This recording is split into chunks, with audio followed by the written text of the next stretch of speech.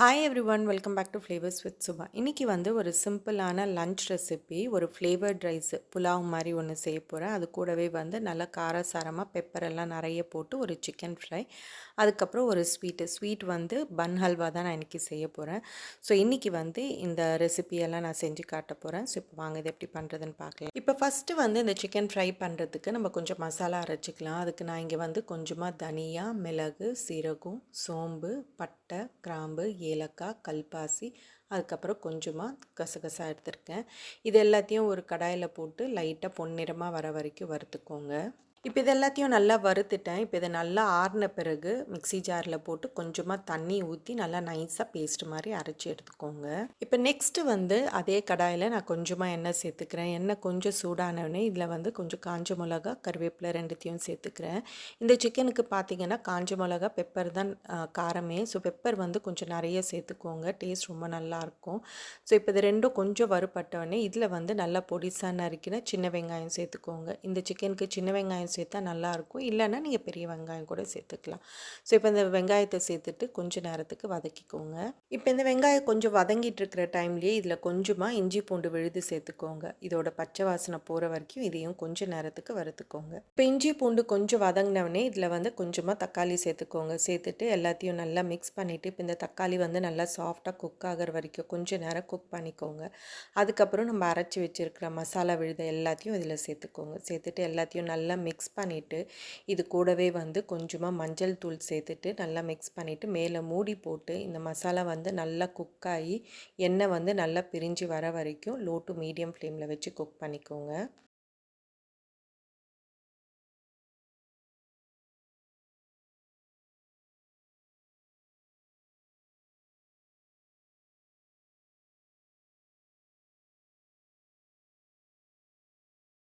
இப்போ மசாலா பார்த்திங்கன்னா நல்லா வதங்கிடுச்சு. இப்போ இந்த டைமில் இதில் நம்ம சிக்கன் சேர்த்துக்கலாம். சிக்கனை வந்து நான் ஒரு 2 ஸ்பூன் தயிர், கொஞ்சமாக மஞ்சள் தூள், அதுக்கப்புறம் உப்பு போட்டு ஒரு அரை மணி நேரத்துக்கு மேரினேட் பண்ணி வச்சுருந்தேன்.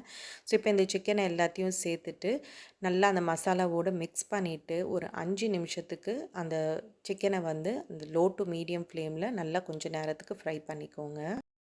இப்போ சிக்கன் பார்த்திங்கன்னா நல்லா ஒரு 4-5 நிமிஷமாக ஃப்ரை ஆகிட்டுருக்கு. அந்த கலரெல்லாம் நல்லா மாறியிருக்கு. இப்போ இதில் வந்து இந்த சிக்கனுக்கு தேவையான அளவுக்கு உப்பு சேர்த்துட்டு அது கூடவே வந்து கொஞ்சமாக கருவேப்பிலையும் சேர்த்துக்கோங்க. சேர்த்துட்டு ரெண்டுத்தையும் நல்லா மிக்ஸ் பண்ணிவிட்டு இந்த சிக்கன் குக் ஆகிற அளவுக்கு வந்து இதில் கொஞ்சமாக தண்ணி சேர்த்துக்கோங்க.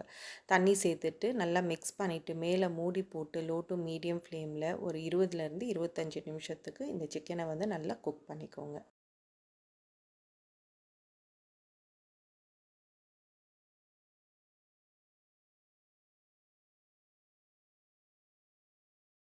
ஸோ சிக்கன் வந்து ஒரு 25 நிமிஷமாக நல்லா குக் ஆகிருக்கு. சிக்கனும் குக் ஆகிடுச்சு. ஒரு வேளை உங்களுக்கு செமி கிரேவியாக வேணும் அப்படின்னா இந்த ஸ்டேஜில் நீங்கள் எடுத்துக்கோங்க. நான் இன்னும் வந்து கொஞ்சம் ட்ரையாக செய்ய போகிறேன். ஸோ அதனால் மேலே மூடி போடாமல் இன்னும் கொஞ்சம் நேரத்துக்கு இந்த சிக்கனை வந்து நான் ஃப்ரை பண்ணிக்க போகிறேன்.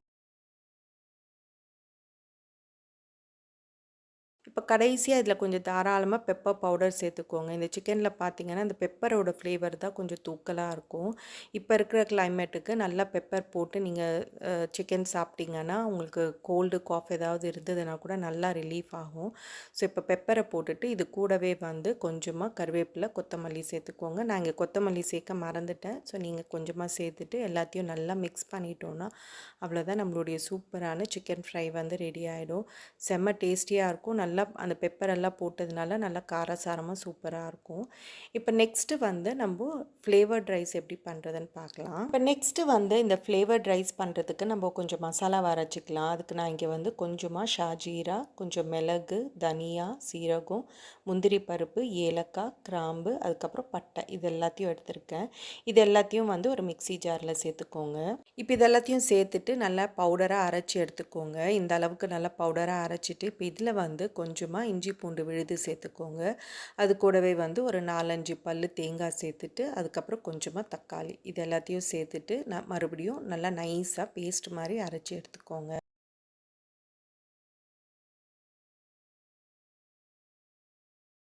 இப்போ நெக்ஸ்ட்டு வந்து நான் இங்கே ஒரு பேனில் கொஞ்சமாக எண்ணெய் சேர்த்துக்கிறேன். அது கூடவே வந்து கொஞ்சமாக நெய்யும் சேர்த்துக்கோங்க. ஃப்ளேவர் ரொம்ப நல்லாயிருக்கும். இப்போ இதில் வந்து நான் கொஞ்சமாக முந்திரி பருப்பு சேர்த்துட்டு நல்லா பொன்னிறமாக வர வரைக்கும் வறுத்துட்டு அதை தனியாக எடுத்து வச்சுக்கோங்க.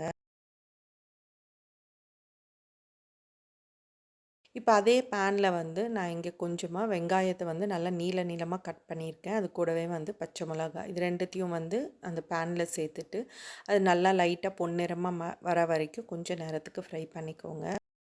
இப்போ இந்த அளவுக்கு பச்சை மிளகாவும் வெங்காயம் நல்லா வதங்கின பிறகு இப்போ இதில் வந்து கொஞ்சமாக புதினா கொத்தமல்லி ரெண்டுத்தையும் சேர்த்துட்டு லைட்டாக மிக்ஸ் பண்ணிக்கோங்க. அதுக்கப்புறம் நம்ம அரைச்சி வச்சுருக்கிற அந்த மசாலா பேஸ்ட்டு எல்லாத்தையும் இதில் சேர்த்துக்கோங்க. சேர்த்துட்டு இப்போ இந்த மசாலா நல்லா குக் ஆகி அதில் இருக்கிற எண்ணெய்லாம் நல்லா பிரிஞ்சு வர வரைக்கும் லோ ஃப்ளேமில் வச்சு மேலே மூடி போட்டு இந்த மசாலாவை வந்து நல்லா குக் பண்ணிக்கோங்க.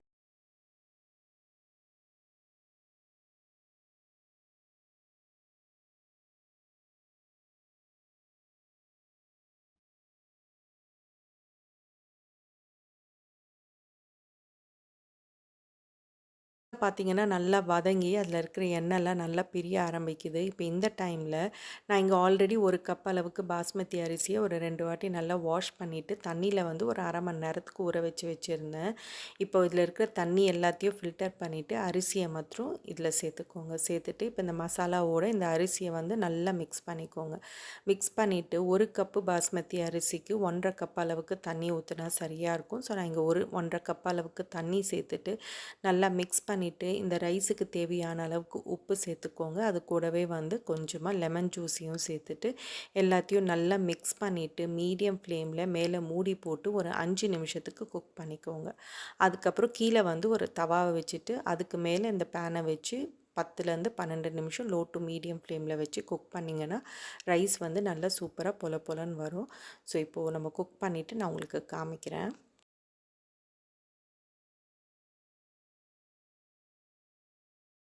இப்போ நான் ஓப்பன் பண்ணுறேன். இப்போ உங்களுக்கு பார்த்தாவே தெரியும் ரைஸ் வந்து நல்லா ஃபுல்லாக குக் ஆகி நல்லா பொல பொலன்னு சூப்பராக வந்திருக்கு. இந்த ரைஸில் பார்த்தீங்கன்னா நான் வெஜிடபிள்ஸோ இல்லை சிக்கனோ மட்டனோ எதுவுமே சேர்க்கல. பட் இந்த மசாலா எல்லாம் போட்டு இதில் பண்ணதுனால இதோட ஃப்ளேவரே ரொம்ப நல்லாயிருக்கும். இது கூட வந்து நீங்கள் கத்திரிக்காய் கிரேவி இல்லை இந்த மட்டன் மாதிரி சுக்காவாக பண்ணி சாப்பிட்றது, சிக்கன் கிரேவி இந்த மாதிரி வச்சுட்டு சாப்பிட்டாவே ரொம்ப நல்லாயிருக்கும். சிம்பிளாக ராய்த்தா வச்சுட்டு சாப்பிட்டா கூட சூப்பராக இருக்கும். இப்போ கடைசியாக வந்து இதில் கொஞ்சமாக நம்ம கொத்தமல்லி புதினா அதுக்கப்புறம் நம்ம ஃப்ரை பண்ணி வச்சுருக்கிற முந்திரி பருப்பு எல்லாத்தையும் சேர்த்துக்கோங்க. ட்ரை பண்ணி பாருங்கள். ஸோ அவ்வளோதான், நம்மளுடைய ரைஸ் வந்து ரெடி ஆகிடுச்சு. இப்போ நெக்ஸ்ட்டு வந்து நம்ம பன் ஹல்வா எப்படி பண்ணுறதுன்னு பார்க்கலாம். ஸோ இப்போ இந்த பன் ஹல்வா பார்த்தீங்கன்னா மதுரையில் ஒரு ஃபேமஸான ஒரு ஸ்வீட் ரெசிபி, செம்ம டேஸ்டியாக இருக்கும். இது பண்ணுறதும் ரொம்ப ரொம்ப ஈஸி. ஸோ இப்போ வாங்க இதை எப்படி பண்ணுறதுன்னு பார்க்கலாம். இப்போ இந்த பன் ஹல்வா பண்ணுறதுக்கு நான் இங்கே 2 பன் எடுத்திருக்கேன். இது ஈஸியாக உங்களுக்கு கடைகளில் கிடைக்கும். இப்போ இது ரெண்டுத்தையும் வந்து நல்லா சின்ன சின்னதாக கட் பண்ணி ஒரு மிக்ஸி ஜாரில் சேர்த்துட்டு பவுடராக அரைச்சி எடுத்துக்கோங்க.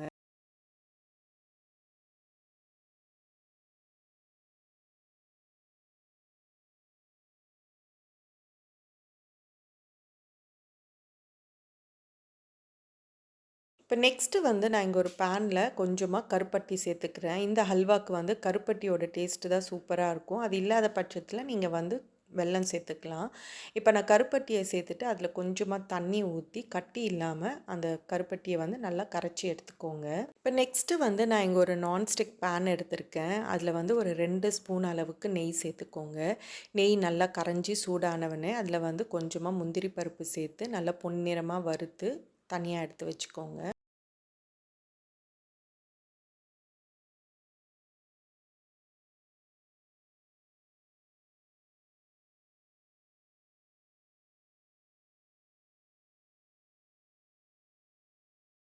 இப்போ அதே பேனில் வந்து நம்ம அரைச்சி வச்சுருக்கிற அந்த பன்னை வந்து ஃபுல்லாத்தையும் இதில் சேர்த்துக்கோங்க. சேர்த்துட்டு லோ ஃப்ளேமில் வச்சு இந்த பன்னோட கலர் வந்து ஃபுல்லாக நல்லா டார்க்காக மாறுற வரைக்கும் நல்லா கிறிஸ்பியாக பொற பொறன்னு வர வரைக்கும் லோ டு மீடியம் ஃப்ளேமில் வச்சு விடாமல் கிளறிட்டு நல்லா ஃப்ரை பண்ணிக்கோங்க.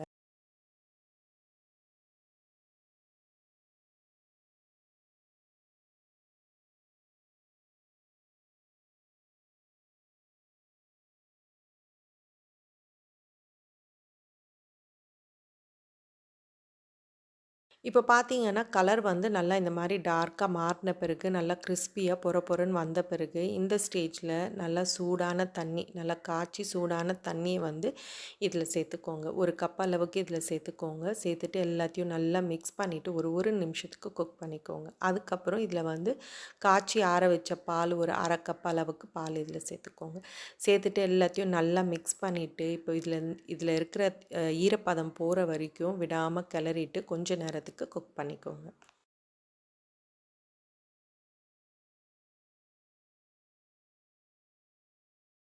இப்போ இதில இருக்கிற ஈரப்பதம்லாம் நல்லா குறைஞ்ச பிறகு, இப்போ இதில வந்து நம்ம கரைச்சி வச்சிருக்கிற அந்த கருப்பட்டிய ஒரு ஃபில்டரை வச்சு ஃபில்டர் பண்ணி சேர்த்துக்கோங்க. சேர்த்துட்டு எல்லாத்தையும் ஒரு வாட்டி நல்லா மிக்ஸ் பண்ணிவிட்டு, லோ ஃப்ளேமில் வச்சு அந்த நெய் நல்லா வந்து பிரிஞ்சு வர வரைக்கும் இதை விடாமல் கிளறிட்டு கொஞ்ச நேரத்துக்கு குக் பண்ணிக்கோங்க. நான் நெய் வந்து இங்கே ஒரு 2, 3 ஸ்பூன் அளவுக்கு நெய் தான் இதில் சேர்த்துருக்கேன். உங்களுக்கு கொஞ்சம் அதிகமாக வேணும்னா கூட நீங்கள் சேர்த்துக்கலாம். இப்போ ஹல்வா பார்த்தீங்கன்னா, அதில இருக்கிற நெய்யெல்லாம் நல்லா பிரிஞ்சு சுருண்டு வந்திருக்கு. ஸோ இந்த மாரி வரும்போது இந்த ஸ்டேஜில கொஞ்சமா இதில ஏலக்காய் பவுடர் சேர்த்துக்கோங்க. அது கூடவே நம்ம ஃப்ரை பண்ணி வச்சிருக்கிற அந்த முந்திரி பருப்பையும் எல்லாத்தையும் சேர்த்துக்கோங்க. சேர்த்துட்டு எல்லாத்தையும் ஒரு வாட்டி நல்லா மிக்ஸ் பண்ணிட்டோன்னா, அவ்வளோதான் நம்மளுடைய சூப்பரான பன் ஹல்வா வந்து ரெடி ஆகிடும். செம்ம டேஸ்டியாக இருக்கும். அந்த கருப்பட்டி வாசமே வந்து ரொம்ப நல்லாயிருக்கும். ஸோ கண்டிப்பாக இந்த ஸ்வீட்டை வந்து நீங்கள் வீட்டில் ட்ரை பண்ணி பாருங்க.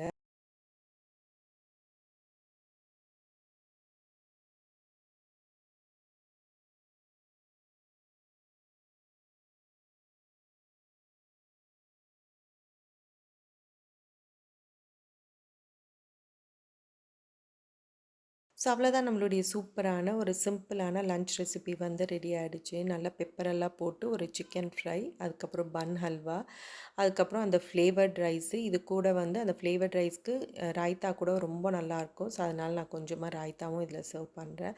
ஸோ அவ்வளோதான் நம்மளுடைய சூப்பரான ஒரு லன்ச் ரெசிபி வந்து ரெடி ஆகிடுச்சு. எல்லாமே ரொம்ப டேஸ்டியாக இருக்கும். ஸோ இதே மாதிரி நீங்களும் வீட்டில் ட்ரை பண்ணி பாருங்கள். ஸோ அவ்வளோதான், இதோட இந்த வீடியோ முடியுது. நெக்ஸ்ட் வேறு ஒரு இன்ட்ரெஸ்டிங்கான வீடியோவோட உங்களை பார்க்குறேன். என்னோட வீடியோஸ் எல்லாம் உங்களுக்கு பிடிச்சிருந்ததுன்னா ப்ளீஸ் மறக்காமல் ஃப்ளேவர்ஸ் வித் சுபாக்கு சப்ஸ்கிரைப் பண்ணுங்கள் அண்ட் ஷேர் பண்ணுங்கள். தேங்க்யூ.